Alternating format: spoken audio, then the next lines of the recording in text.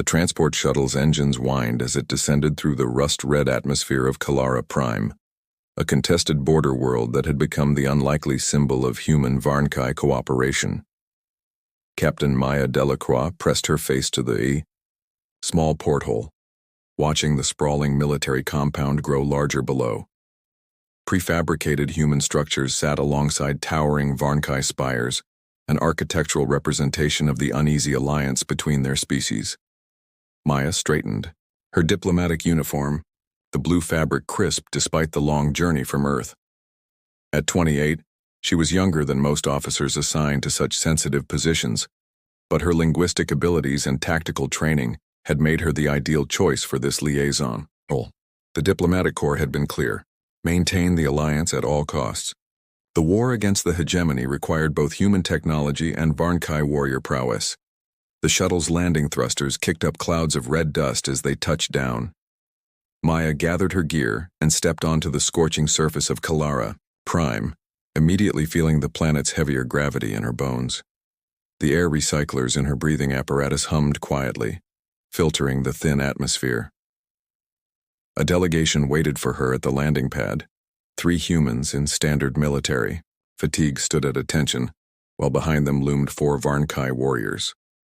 Maya had studied their physiology extensively, but seeing them in person was still striking.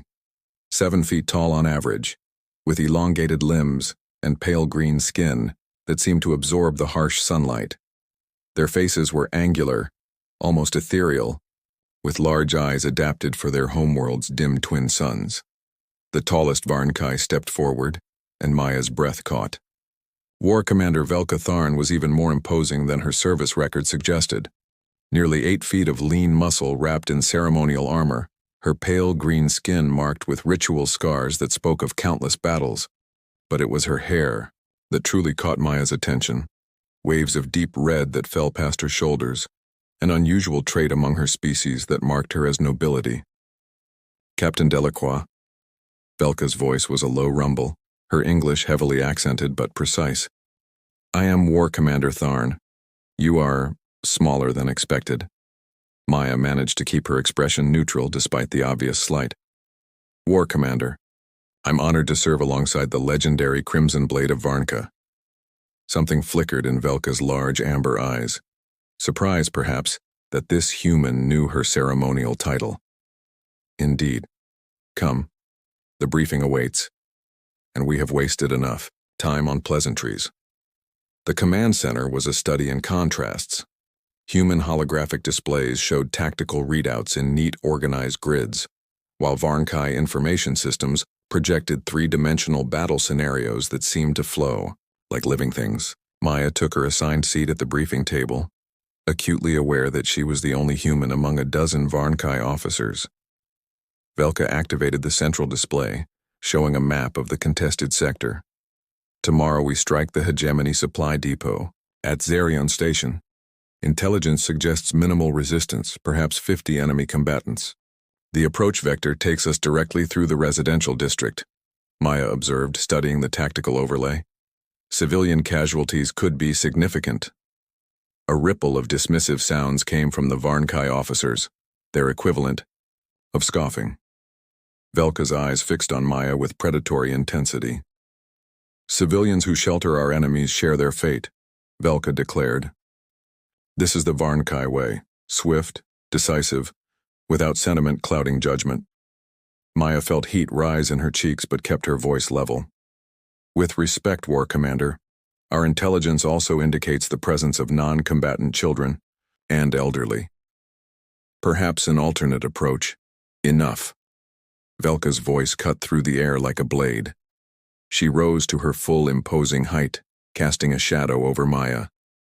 You humans speak much of strategy, but understand nothing of war. Your species, survived by hiding in caves while others fought, do not presume to lecture warriors about battle. The silence in the room was deafening. Maya could feel the eyes of every Varnkai officer upon her, measuring her response. This was a test, she realized, not just of her tactical knowledge, but of her worthiness to stand among them. Maya stood slowly, meeting Velka's gaze directly despite the significant height difference. Perhaps you're right, War Commander. Perhaps humans don't understand war the way Varnkai do. But we understand something else. That true strength isn't measured only in blood spilled, but in lives preserved. Velka's amber eyes narrowed dangerously. I dare to suggest that winning a battle while creating 100 new enemies is not victory but short-sightedness. The temperature in the room seemed to drop several degrees. Velka stepped closer, her presence overwhelming, the scent of alien pheromones and battle-worn leather filling Maya's nostrils. You will learn your place, human, Velka said quietly, her voice carrying the promise of violence. Or you will be removed from it. Maya held her ground, heart pounding, but refusing to show fear. I look forward to the lesson, War Commander. The pre-dawn air on Kalara Prime carried the metallic taste of distant explosions. Maya checked her weapon one final time as the Joint Strike Team moved through the abandoned industrial sector towards Zirian Station. The Hegemony Supply Depot sat like a mechanical spider at the center of a web of mining facilities, its dark bulk silhouetted against the crimson sky. Velka moved with predatory grace at the head of the Varnkai contingent, her red hair bound in traditional warrior knots. She had barely acknowledged Maya's presence during the mission briefing, treating her like an unwelcome observer rather than a tactical advisor. The other Varnkai warriors followed her lead, their pale green faces painted with ritual war markings. Bravo, team report, Maya whispered into her comm unit, coordinating the human elements of the strike force. In position, Captain, came Lieutenant Torres's voice. We have eyes on the primary target. Maya crouched behind a rusted mining crawler, studying the depot through her scope. Something felt wrong. The intelligence had suggested minimal security, but she could see at least twice the expected number of guards. Worse, thermal imaging showed heat signatures in the adjacent residential complex, families who hadn't evacuated despite the warnings. War Commander, Maya called softly to Velka, who was positioning her warriors for the assault. I'm reading additional heat signatures in Sector 7, civilian families including children. Velka's amber eyes flicked toward the residential block with barely concealed annoyance. Acceptable losses. The mission proceeds as planned. We could adjust the approach angle, come in from the north. It would take longer, but... Silence. Velka's voice carried lethal authority. Your role is to observe, not command. Warriors, prepare for assault. The attack began with Varnkai precision. Energy weapons lit up the pre-dawn darkness as they struck the depot's outer defenses. But the hegemony forces were ready. Ready. Return fire erupted from concealed positions, turning what should have been a surgical strike into a pitched battle. It's a trap. Torres's voice crackled over the comm. They were waiting for us. Maya watched in horror as hegemony artillery began targeting not just military positions but the surrounding structures. The residential complex shuddered under impact, its cheap construction no match for military-grade explosives. Through her scope, she could see figures running, families with children trying to escape the collapsing building. Velka, Maya called out. The civilians are trapped in Sector 7. Not our concern, Velka replied, her attention focused on the tactical situation. Maintain assault formation. Maya watched a section of the residential complex begin to collapse, dust and debris cascading down.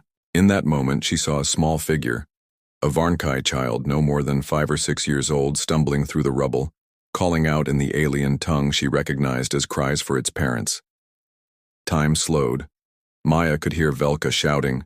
Orders could see the tactical display showing their predetermined assault route.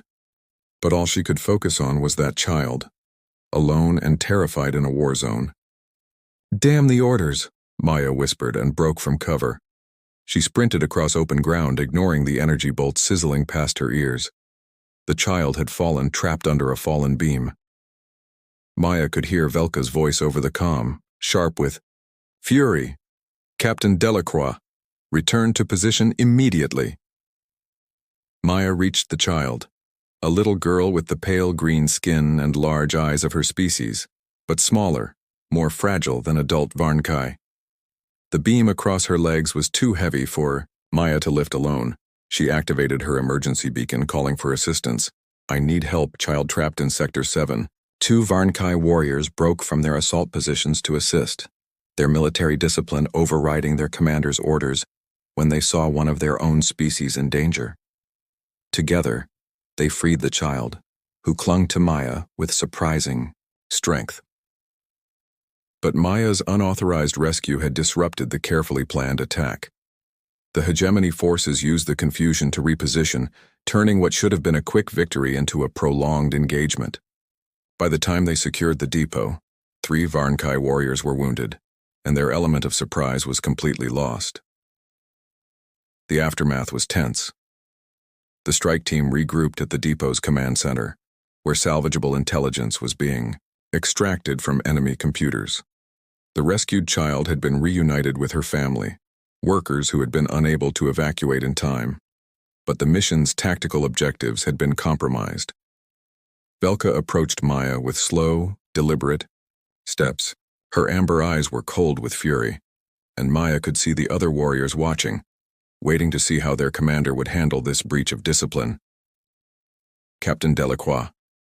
Velka's voice was dangerously quiet. "You were given explicit orders to maintain position and observe." "Yes, War Commander. Your actions compromised our tactical advantage and endangered Varnkai lives." Maya lifted her chin, meeting Velka's gaze steadily. "A child's life was in danger. A child who was not your responsibility." Velka stepped closer, her imposing height casting Maya in shadow. "Your human emotionalism nearly cost us this mission." The blow came without warning. Velka's hand struck Maya across the face with controlled force, enough to split her lip and send her staggering, but not enough to cause serious injury. It was a calculated humiliation, performed in front of both human and Varnkai troops. Maya wiped blood from her lip, tasting copper. Around them, the command center had gone silent. Human soldiers looked shocked and angry, while the Varnkai warriors watched with expressions that seemed almost approving of their commander's discipline. "That's for making us look soft," Velka growled, her voice carrying across the silent room. "Your species' weakness is not welcome on a Varnkai battlefield." Maya straightened slowly, her dark eyes meeting Velka's amber ones with unwavering composure. Despite the blood trickling from her split lip, she smiled, a calm, knowing expression that seemed to unsettle even the imposing war commander. "Then, you're really going to hate what I do next," Maya said quietly, her voice carrying just enough edge to make everyone in the room lean forward. The command center remained frozen in tense silence as Maya calmly activated her personal data pad. Blood still traced a thin line from her split lip, but her hands were steady as she interfaced with the depot's captured intelligence systems. Every eye in the room was fixed on her. Human soldiers uncertain whether to defend their officer. Varnkai warriors curious about this small human's next move. Velka stood with arms crossed, her imposing frame radiating controlled aggression. "What game do you play now, human?" Maya didn't answer immediately. Instead, she pulled up the tactical recordings from their assault, her fingers dancing across the holographic interface with practiced efficiency. The 3-dimensional replay materialized above the central display, showing the battle from multiple angles captured by their combat recorders. "Computer, isolate Sector 7 timeline," Maya commanded. "Display thermal readings and structural analysis." The hologram shifted, focusing on the residential complex where Maya had broken formation. The assembled warriors watched as the recording showed the building's progressive collapse, the heat signatures of trapped civilians, and Maya's desperate sprint across open ground. "Observe carefully," Maya said, her voice carrying the authority of a trained analyst despite her junior rank. The hegemony artillery wasn't targeting random structures. They were specifically hitting the residential complex to create chaos and draw our forces out of position. She manipulated the display, highlighting the enemy fire patterns. They knew we were coming, but more importantly, they knew how we would react. They counted on Varnkai tactical doctrine, swift, focused assault with minimal concern for collateral damage. Velka's amber eyes narrowed. "Your point, Captain?" "Computer, project casualties if residential complex had fully collapsed. Maya's voice remained steady as numbers appeared on the display. 47 Varnkai civilians, including 16 children. But more critically, the collapse would have blocked the northern evacuation route. The hologram shifted again, showing the depot's layout. Maya highlighted several key positions. The families trapped in Sector 7 weren't just workers, War Commander. 3 of them were intelligence assets. Communication technicians who had been feeding us information about hegemony supply routes for the past 6 months. A murmur ran through the assembled Varnkai. Intelligence assets were highly valued, in their military hierarchy, worth far more than the tactical advantage of surprise.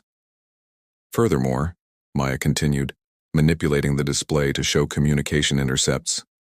The delay caused by the rescue operation allowed our tech specialists an additional 12 minutes to extract data from the depot's core systems.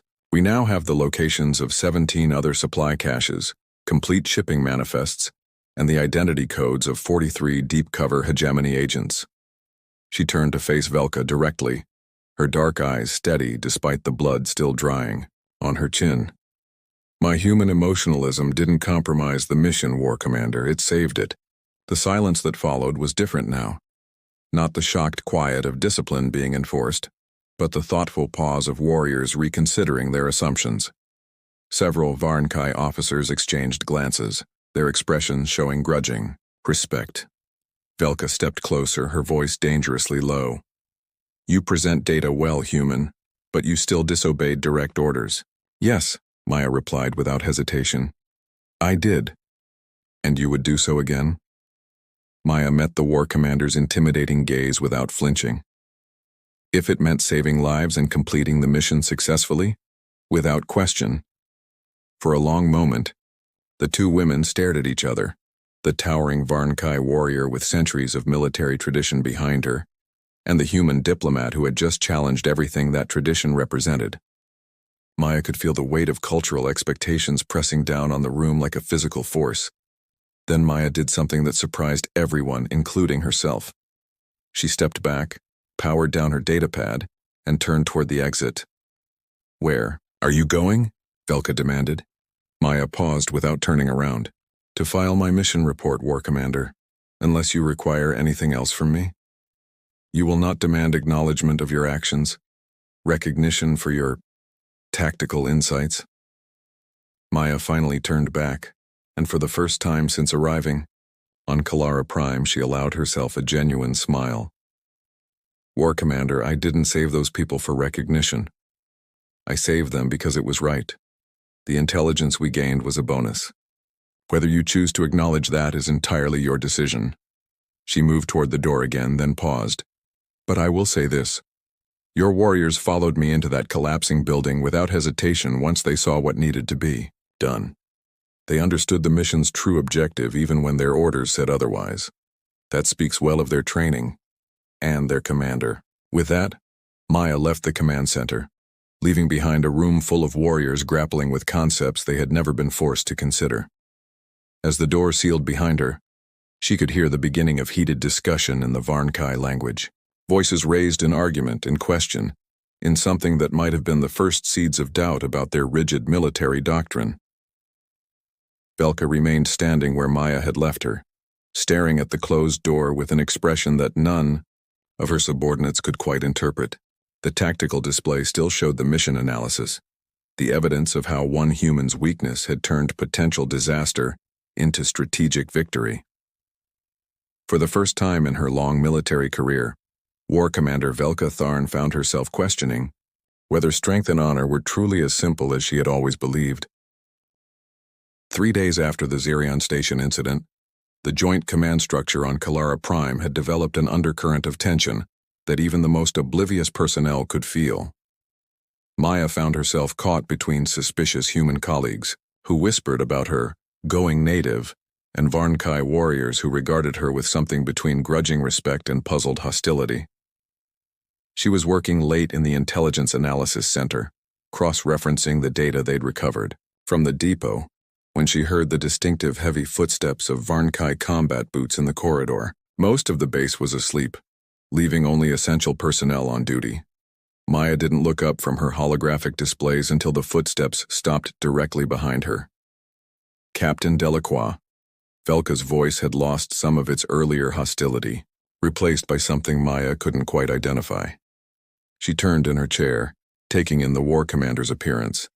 Velka had shed her ceremonial armor for practical field gear, and Maya noticed for the first time the elegant way the alien woman moved. Lethal grace combined with an almost feline awareness of her surroundings. War commander, working late? As are you. Velka moved to stand beside Maya's workstation, her pale green skin taking on an almost ethereal quality under the blue glow of the holographic displays. I have been reviewing the intelligence you extracted. Maya gestured to the floating data streams around them. It's extensive. The hegemony was using Zarian as more than just a supply depot. It was a major communication hub. We've identified supply lines stretching across 3 sectors. Indeed. Velka was quiet for a moment, studying the tactical projections. Your analysis suggests they have been monitoring our joint operations for months. Unfortunately, yes, which explains why they were ready for us. Maya highlighted several data points. But we can use this to our advantage. Now that we know their observation protocols, we can feed them false intelligence. Velka leaned closer to examine the display, and Maya caught her scent. Something like ozone and distant stars, alien but not unpleasant. The war commander's proximity was both intimidating and oddly electric, her presence filling the space around Maya's workstation. You see patterns that others miss, Velka observed, her voice thoughtful. This quality, it is valued among my people, though we call it by a different name. What do you call it? Thekvar. It means one who sees the hidden current beneath still water. Velka's amber eyes met Maya's. It is considered a gift of the warrior poets, not common soldiers. Maya felt heat rise in her cheeks at what seemed suspiciously like a compliment. I'm not sure I qualify as either a warrior or a poet. No? Velka's tone carried an almost teasing quality that Maya had never heard before. You charged across a battlefield under enemy fire to save a child.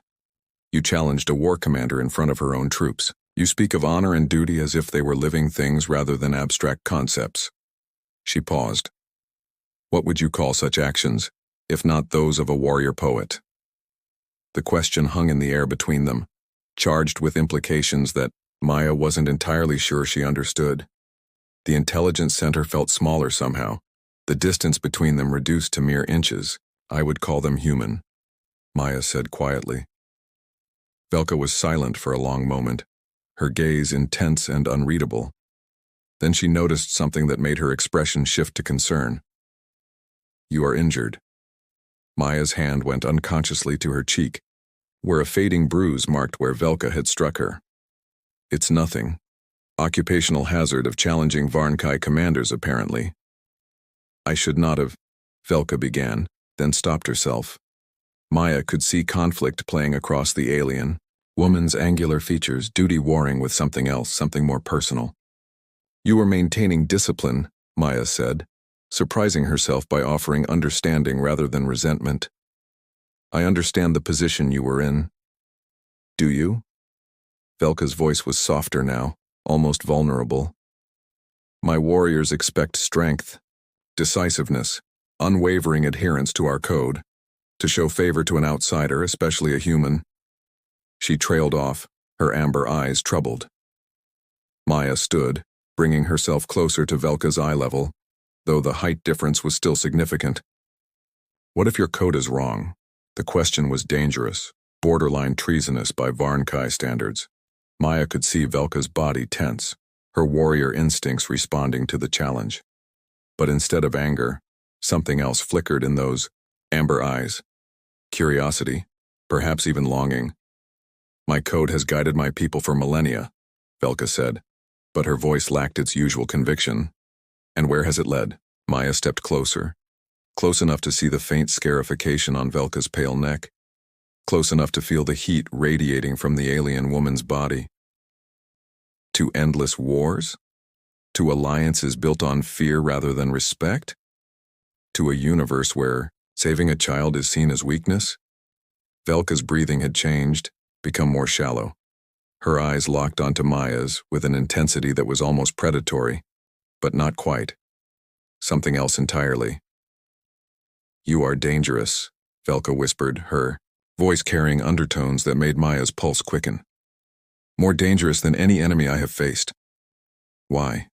"Because you make me question everything I have ever believed to be true." The admission hung between them like a confession. Maya could feel the weight of it, the significance of a Varnkai war commander acknowledging doubt, acknowledging that a human might possess wisdom her own culture lacked. Maya reached up slowly, telegraphing her movement to give Velka every chance to pull away. When the alien woman remained still, Maya's fingers traced the edge of the bruise on her own cheek. "Does it trouble you?" Maya asked. "That you marked me?" Velka's larger hand covered Maya's, her pale green skin surprisingly warm. "More than you, no." "Then perhaps," Maya said, her voice barely above a whisper, "it's time to find a new definition of strength." Velka's response was to lean down, closing the remaining distance between them. Their first kiss was tentative, almost hesitant, the meeting of two species, two worldviews, two women discovering that some connections transcend the barriers of culture and conflict. When they finally broke apart, both were breathing hard. Velka's amber eyes were wide with something that might have been wonder. "This is inadvisable," she said, though she made no move to step away. Maya smiled, her fingers still intertwined with Velka's. "Then you're really going to hate what we do next." 2 weeks later, intelligence reports confirmed Maya's worst fears. The hegemony wasn't just using the captured supply routes for logistics. They were preparing for a massive assault on Kalara Prime itself. The joint human-Varnkai command structure buzzed with activity as both species prepared for what could be the decisive battle of the sector conflict. Maya stood in the war room, studying holographic projections of enemy fleet movements while trying to ignore the concerned glances from her human colleagues. Her relationship with Velka had remained carefully professional in public, but rumors had a way of spreading through military bases regardless of discretion.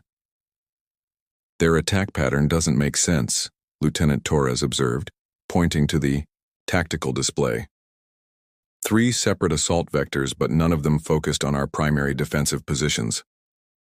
Maya frowned, manipulating the display to show historical battle data. "Unless they're not trying to destroy our defenses, they're trying to bypass them entirely." "Explain," came Velka's voice from behind her.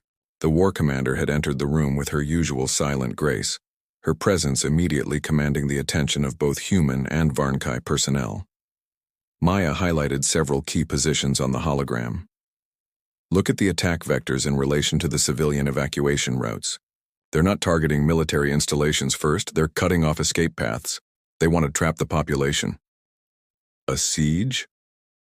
Velka's amber eyes studied the projection with professional interest. "Worse, hostages."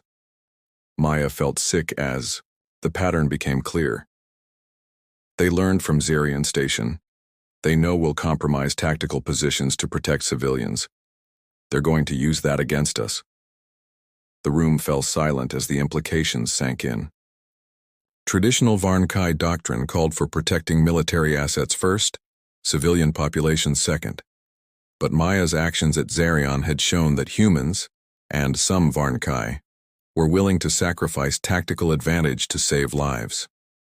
"We cannot fight effectively while protecting every civilian shelter," declared Sub-Commander Raxus, one of Velka's senior officers.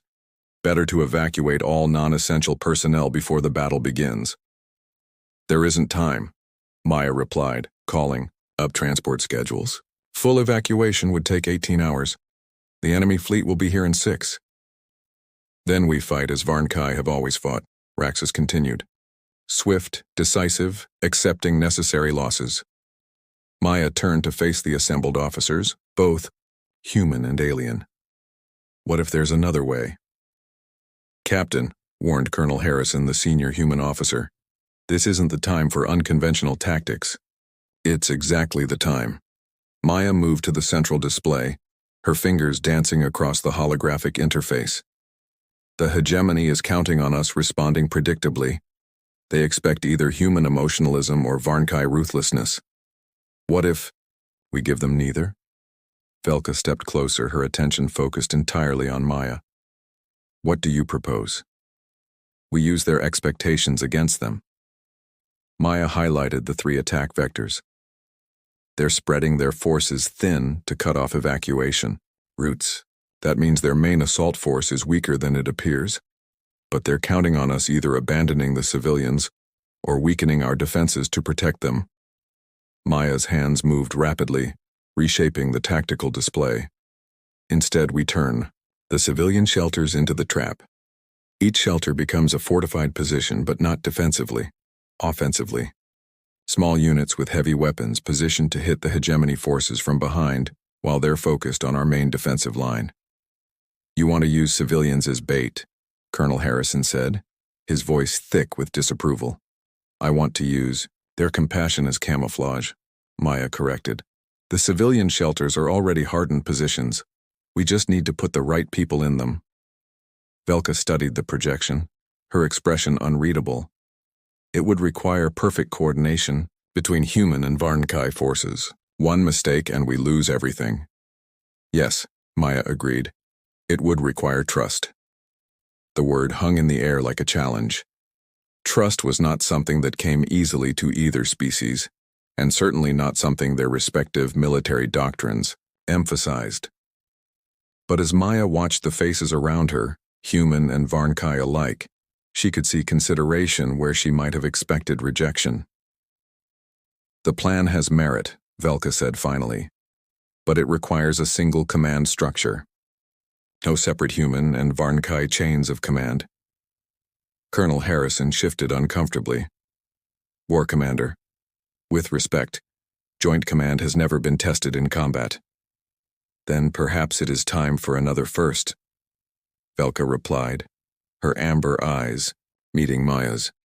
Captain Delacroix will serve as tactical coordinator. All units, human and Varnkai, will follow her strategic direction. The room erupted in surprised murmurs. For a Varnkai war commander to place an alien officer in tactical command was unprecedented, potentially career-ending. War Commander, Subcommander Raxus protested. This is highly irregular. So was charging into enemy fire to save a child. Velka cut him off. So was questioning battle plans that would have cost us valuable intelligence assets. Captain Delacroix has proven that irregular can be effective. Maya felt the weight of command settling on her shoulders, along with the crushing responsibility of lives, both human and Varnkai, that would depend on her decisions. War Commander, You said that true strength isn't measured only in blood spilled but in lives preserved, Velka interrupted. Prove it. The battle that followed was unlike anything in the recorded history of either species. Human precision and Varnkai ferocity working in perfect synchronization, civilian shelters becoming tactical strongpoints, and enemy forces finding themselves caught between coordinated layers of defense that shifted and adapted in real time. Maya coordinated from the central command bunker, her voice calm and steady as she directed units across the battlefield. Beside her, Velka managed the warrior aspects of the engagement, her presence a constant source of strength and confidence. Bravo Team, fall back to position 7, Maya commanded into her comm.